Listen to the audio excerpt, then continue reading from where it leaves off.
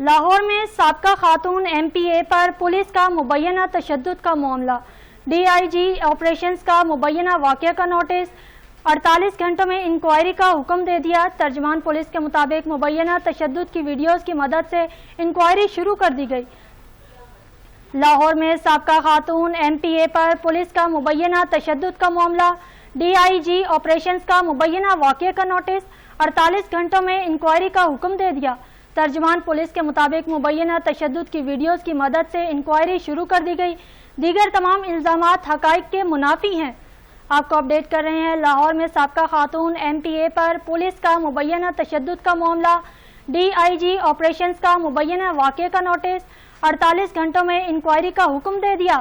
ترجمان پولیس کے مطابق مبینہ تشدد کی ویڈیوز کی مدد سے انکوائری شروع کر دی گئی۔ دیگر تمام الزامات حقائق کے منافی ہیں۔